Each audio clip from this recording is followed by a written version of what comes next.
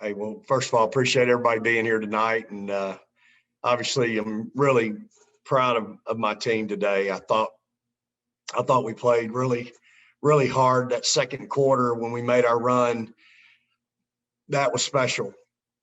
And that's what I envisioned for our program for 40 minutes with 8, 9, 10,000 people in the building. That's when the atmosphere that you're creating in the press, that's when it just gets into a landslide and the crowd gets loud and it's deafening, and every steal, every layup, every three that you make, it just gets to be a landslide for the opposition. And so that's what I have envisioned.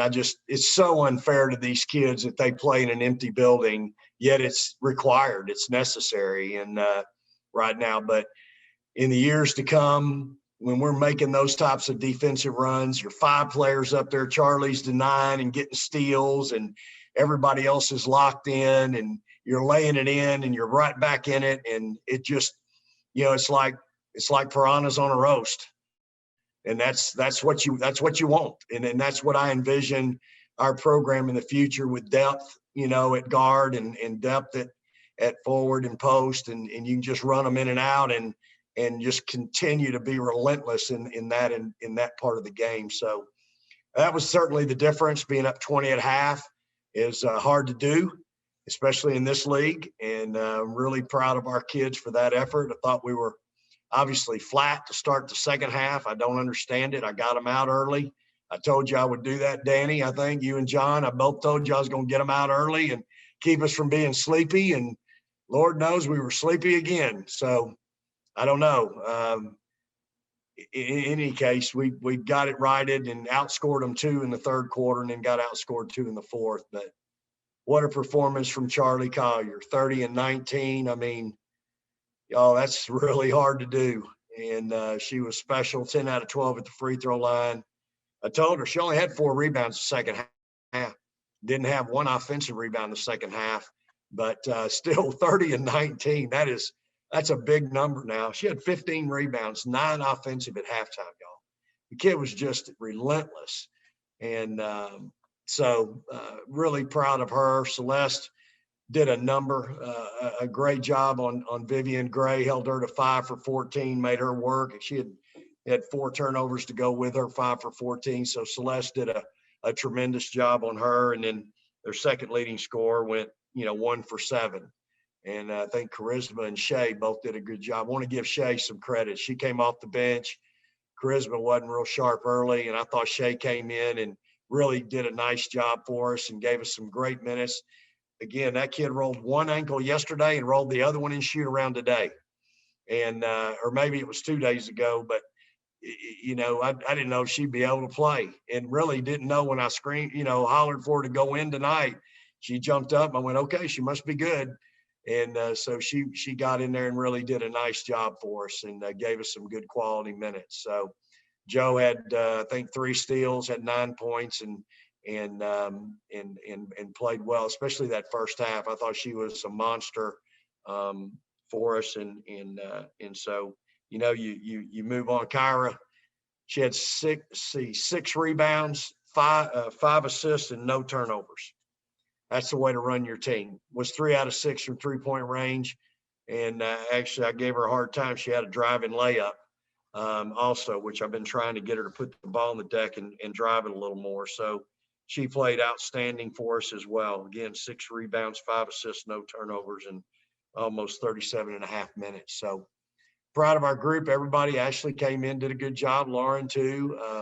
Matchups were obviously small lineup a lot tonight. When I had the double post in tonight, we tried to run some stuff for them, but we just couldn't get it where I wanted. But we'll keep working with them, working and getting better. And again, I'm proud of them. That's a good win. Anytime you win by 20 at home in the Big 12, you've played well. And I thought they played really hard. Go ahead, Danny. Vic, first off, thanks for that piranhas on a roast line. I'm going to definitely use that. But, that second quarter spree defensively, I think Tech only got 2 shots off, and you forced 5 turnovers during that stretch. Is that 5-minute stretch, is that what you want this Texas defense to look like, going forward? Absolutely, Danny. that's 5 minutes of 40 minutes of hell. And, that's my vision for this team and for our program. That's how I want to play for 40 minutes. And when you've played to exhaustion and I get you out, I got another one rolling in that can do the same thing. And, right now we just have so little depth, and you're asking these kids to really do a lot. But at the same time, that's how they know that's how we've got to play to be successful. So, again, Danny, that's the part of the press is the atmosphere that you're creating. And when you've got 8, 9, 10,000 people in the building, that's what gets that building humming. And you get a steal and a layup and a steal and a three and a steal and a layup. And that's when it just gets really loud and it gets it hard for the other team. So you're exactly right. That's my vision for Texas women's basketball in the future. Do you think it's hard for your players to create that defensive energy? I mean, they're piping in crowd noise, but we all know that's not the same thing. But is it hard for them to create that energy in these circumstances? I'm sure it's extremely difficult, Danny. I mean, they've got to feed off each other. They've got to, when they called that timeout, our kids looked at each other and they were pumping each other and jacking each other up and slapping 5-5. And again, that's it. There's no 8, 9, 10,000 people on their feet cheering them on. I mean, it's just so unfair, and it's very difficult, I'm sure, for them. And but at the same time, they know that's how we've got to play. So I think we forced 13 turnovers at half, only 19 for the game. So we only forced 6 in the second half. But again, I thought that was the difference, really, that second quarter run. Go ahead, Jonathan Thomas. Vic, you guys dominated also with second chance points. Just, how good did that make you feel that, even when things didn't work out, they were able to turn those plays into points? Well, again, when you got Collier down there getting 9 offensive rebounds, and that certainly helps. Celeste got in there and had 5 offensive rebounds. And, Celeste made a big play at the end of the half, got an offensive rebound, I think, then pulled it out and created her own shot to score at the buzzer. And that's a big lift to go in up 20 instead of 18. Real big lift. So, it's good to see. We challenged our guards this week. And again, Celeste in particular, you got to help me rebound. And I'd like to see Joe get a few more defensive rebounds, but Kyra did a great job, got 6 rebounds for us, and should have got a 7th. She let a ball roll out of bounds down there in the corner, thinking that the referee was going to give it to us. I told her, I said, that's another rebound. Why let a referee make that decision? Go get the ball. It's a loose ball. Go get it. That's just another stat for you. So she'll get the next one, I promise you. But, just challenging our guards, hey, you got to help us rebound. We have a real tendency to stand around and watch Charlie, whether you're throwing it in and watching her score or you're just watching her offensive board. And I thought Celeste really did a nice job tonight of helping her on the offensive board. Celeste, she didn't shoot it great. Man, she did a great job locking down Vivian Gray, getting some rebounds, and she got 2 steals again. So she's got a full night's work. Her and Charlie ought to sleep real good tonight. Go ahead, John High. Coach, I know you don't come across as a person who's a nervous guy, but were you a little concerned about which version of your team you would see coming into this one? John, you're getting to know me really well. I'm always worried about what version I'm going to see. Trust me. I've said it. I'm always coaching against the ghost. I'm always worried about the what ifs, and I'm a worrier. That's really who I am. I'm a worrier, whether it's family or team, staff, whatever. I'm a worrier. So I certainly was a little bit concerned. At the same time, I thought our ball movement the first half was really good. 25 points in that second quarter was outstanding. We scored 29 in the second half after scoring 25 in the second quarter.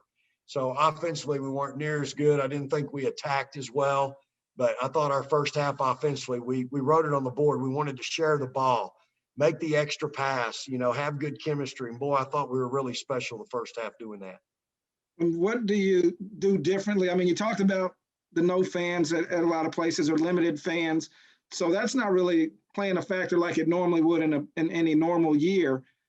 What's the issue with your team on the road that you got to fix? Well, the two games that we've struggled on the road were really good teams. That's number one. So we got to give West Virginia and Oklahoma State credit. As I told y'all the other night, those teams are really tough, physical, and aggressive.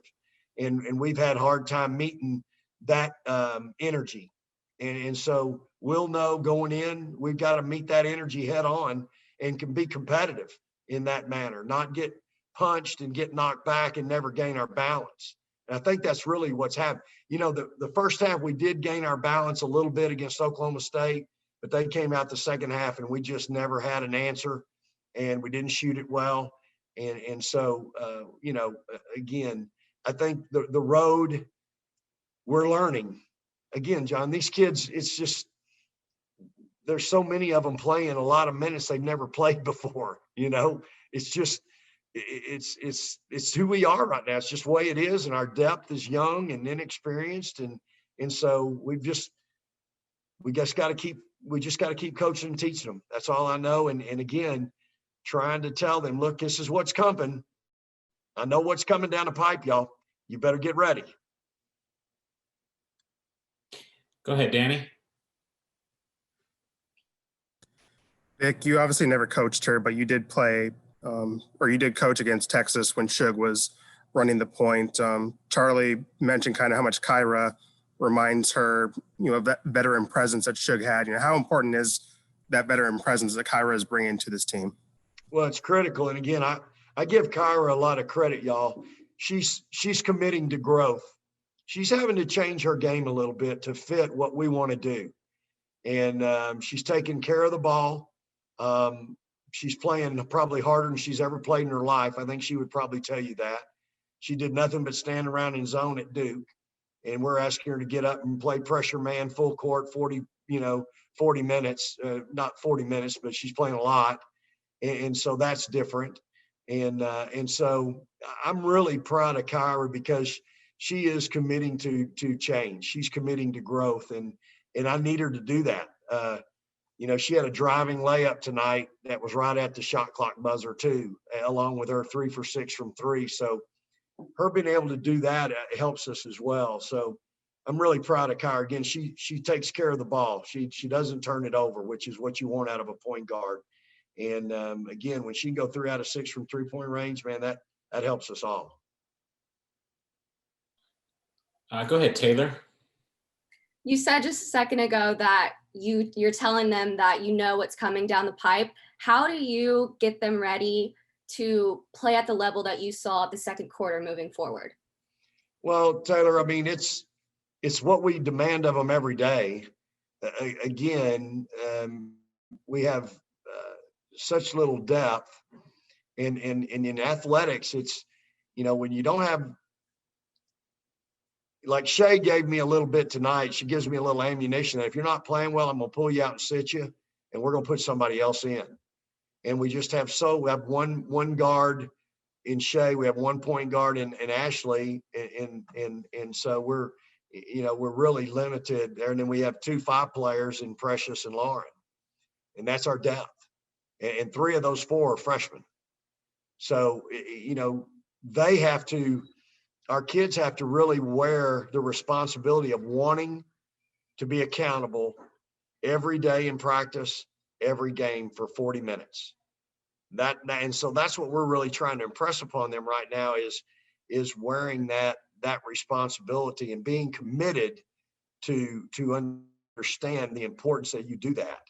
Everybody's got to do that. We can't have an off night from really anybody because everybody has a role to play on every night.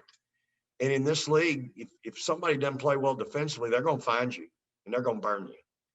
So I just think it's a growth part for us. It's a maturity part for us. And again, our age, our experience, it's not going to be any different tomorrow, Taylor. We're still the same group, you know. We're not going to just grow up in one day, 1 week, but we're just going to keep imparting to them and challenging them to be the best they can be and command and trying to teach them that it's important that they do that. You know, we want them to be that way in the classroom. You can't have an off day in the classroom when the test day comes, can you, and make a 50? It'll be hard to make an A on that class if you having a 50 one day, right? Well, you make a 50 in a game, we're probably going to get beat. I mean, that's the best way I know to describe it. So I think for them, they've got to be accountable, and it's our job to, again, try to help them understand that. Thanks for the time tonight, Coach. I appreciate y'all. Thanks for your time. Y'all have a great day tomorrow. Praise the Lord and hook 'em horns.